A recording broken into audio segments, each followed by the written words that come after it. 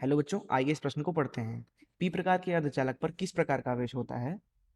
N प्रकार के अर्धचालक पर क्वेश्चन मार्क। अर्थात हमें इस प्रश्न में बताना है कि पी प्रकार के अर्धचालक पर तथा एन प्रकार के अर्धचालक पर क्या आवेश होते हैं। आइए इस प्रश्न की मुख्य अवधारणा की चर्चा करें। बात करें अगर हम अर्धचालकों की, तो दरअसल जो अर्धचालक होते हैं वे दो प्रकार के होते हैं। पहले अर्धचालक होते हैं शुद्ध अर्धचालक, तथा अर्धचालकों का दूसरा प्रकार है अपमिश्रित अर्धचालक। दरअसल अपमिश्रित अर्धचालकों को इन शुद्ध अर्धचालकों से ही बनाया जाता है अगर हम उनमें कुछ अशुद्धियां मिला दें तो। अब क्योंकि अर्धचालकों के अंदर दो प्रकार के आवेश वाहक होते हैं, इलेक्ट्रॉन तथा होल। हम मान लेते हैं कि अर्धचालक के अंदर अगर इलेक्ट्रॉनों की संख्या एन है तथा होल की संख्या एनएच है, जिन्हें कोटर भी बोलते हैं। ऐसी स्थिति में जो शुद्ध अर्धचालक होते हैं दरअसल उनमें एन और एनएच बराबर होते हैं, अर्थात जितने होल होंगे उतने ही इलेक्ट्रॉन होंगे। वही बात करें अगर अपमिश्रित अर्धचालक की, तो दरअसल अपमिश्रित अर्धचालक दो प्रकार के होते हैं, एन प्रकार और पी प्रकार। जो ये एन प्रकार के अपमिश्रित अर्धचालक हैं, दरअसल होता यह है कि इनके अंदर इलेक्ट्रॉनों की संख्या ज़्यादा होती है और होलों की संख्या कम होती है। अब मिश्रण ही इसी तरीके से किया जाता है कि हमें इस ऐसी स्थिति मिल जाए। वहीं बात करें अगर पी प्रकार के अर्धचालकों की, तो उनके अंदर होलों की संख्या ज़्यादा होती है इलेक्ट्रॉनों से। अब इसका नाम एन प्रकार इसलिए रखा गया है क्योंकि इसके अंदर इलेक्ट्रॉनों की संख्या ज़्यादा है, न कि यह ऋण आवेशित है।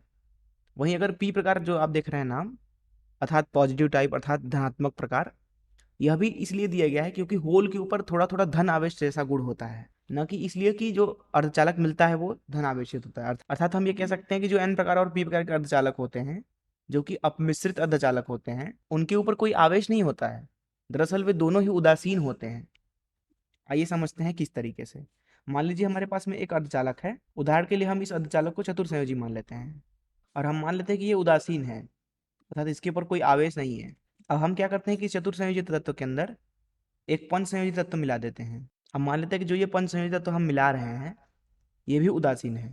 ऐसी स्थिति में आपको जो अर्धचालक मिलेगा दरअसल वो मिलेगा एन प्रकार का अर्धचालक।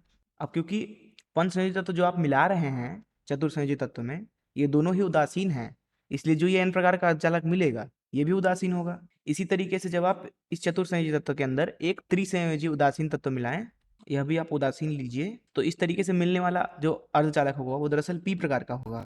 यहाँ भी यह उदासीन ही होगा। यहाँ पे उदाहरण के लिए आप ले सकते हैं सिलिकॉन को चतुर्संयोजी तत्व की तरह। सिलिकॉन में जब आप एक पंचसंयोजी तत्व मिलाते हैं, मान लीजिए कि आर्सेनिक, तो आपको एन प्रकार का अर्धचालक मिलता है, जिसे S I plus A S बोल सकते हैं, जो कि उदासीन है। भले ही ये उदासीन है लेकिन ये एन प्रकार का है क्योंकि इसमें मुख्य आवेश वाहक इलेक्ट्रॉन होते हैं जब आप सिलिकॉन में आर्सेनिक मिलाते हैं। उसी तरीके से अगर त्रिसंयोजी तत्व मिलाएं, मान लीजिए कि बोरान, तो आपको जो भी अर्धचालक मिलेगा आप मिश्रित, वो सिलिकॉन प्लस बोरान है। भले ही ये उदासीन है लेकिन ये पी प्रकार है क्योंकि इसके अंदर मुख्य आवेश वाहक होल होते हैं जब आप सिलिकॉन में बोरान मिलाते हैं। तो इस मुख्य अवधारणा का इस्तेमाल करके आइए इस प्रश्न को हल करें। यहाँ पर बोला जा रहा है कि पी प्रकार के अर्धचालक पर किस प्रकार का आवेश होता है। तो दरअसल पी प्रकार पर तथा एन प्रकार पर, इन दोनों पर ही आवेश जो होता है वो होता है शून्य के बराबर। अर्थात ये दोनों प्रकार के जो अर्धचालक हैं वो दरअसल उदासीन होते हैं। तो इस तरीके से हमने इस प्रश्न को हल कर लिया। मैं आशा करता हूँ कि आपको इस प्रश्न का हल जरूर समझ में आया होगा। धन्यवाद।